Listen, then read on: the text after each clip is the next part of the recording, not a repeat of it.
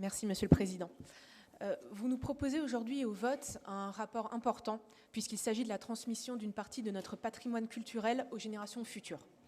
Notre groupe est attaché à la transmission de ce patrimoine, gage de notre identité. Vous semblez également vouloir porter une attention particulière aux langues alsaciennes ainsi qu'à leur transmission. En cela, notre groupe vous encourage à continuer vos démarches afin de faire rayonner notre culture locale, et ce, dans tout le périmètre régional d'ailleurs, alsacien, lorrain, champenois et ardennais. Toutefois, votre attention pour notre culture locale est empreinte d'un fond de mauvaise foi. Je m'explique. Tout d'abord, car elle est pilotée par l'Union européenne. Vous en faites l'aveu, vous en faites l'aveu au début du rapport lors des modalités de financement. Nous le savons, cette politique européenne est mise en place afin de morceler les États-nations pour mieux former cette Union européenne fédérale que nous combattons. Ensuite, l'intérêt pour notre patrimoine linguistique arrive au moment opportun politiquement pour vous. En effet, dans votre volonté hégémonique, vous ne souhaitez pas laisser d'espace libre au département d'Alsace. Ce regain d'intérêt de votre part est également à mettre en perspective, puisque vous n'avez pas su défendre la région Alsace, tout comme votre prédécesseur, M. Richert d'ailleurs. Notre groupe vous invite à laisser plus de marge de manœuvre au département d'Alsace. Fidèle au principe de subsidiarité, notre groupe estime que dans cette politique, le département a toute sa place pour agir. Cela permettra d'éviter les financements croisés et permettra aux Alsaciens de solliciter le département comme interlocuteur unique en la matière. Les politiques d'évaluation ainsi que les deniers publics seront ainsi mieux utilisés.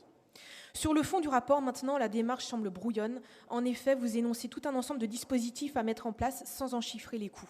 Vous semblez en outre vouloir créer des dispositifs sans que cela ne réponde à une véritable demande de la population. Je pense notamment à votre volonté de créer des dispositifs comme l'annonce dans les TER en langue alsacienne. Votre rapport semble ainsi fait au doigt mouillé avec un maximum de champs d'intervention et de dispositifs bricolés à la hâte. En outre, vous ne prévoyez pas d'évaluation sur l'utilité des dispositifs à moyen et long terme et vous ne respectez pas le principe d'égalité. Concernant le principe d'évaluation, tout d'abord, tous les dispositifs devraient être dotés d'indicateurs afin de permettre à vos outils d'être pleinement efficients.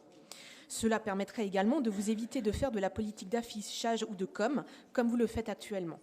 N'oublions jamais qu'il s'agit de deniers publics et donc de l'argent du contribuable. La Cour des comptes recommande régulièrement d'élaborer des politiques d'évaluation des politiques publiques afin d'en juger l'efficacité. Concernant le principe d'égalité, vous prévoyez le financement de panneaux Imelsos dans toutes les communes alsaciennes, sans proposer aux communes champenoises, ardennaises ou lorraines de bénéficier du même type de dispositif.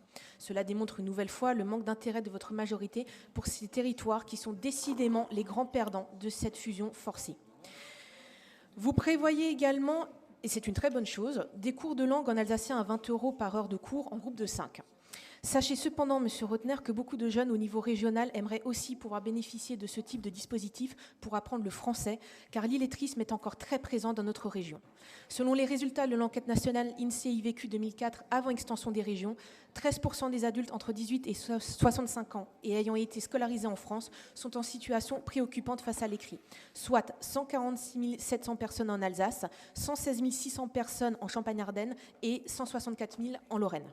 Enfin, permettez-moi d'ajouter que quand on souhaite mettre l'accent sur la langue régionale alsacienne, mais aussi le bilinguisme et les partenariats linguistiques franco-allemands, il est dommage de voir figurer des fautes d'orthographe sur la grande banderole faisant la promotion du Parlement européen à Strasbourg, affichée sur le bâtiment du Conseil régional strasbourgeois.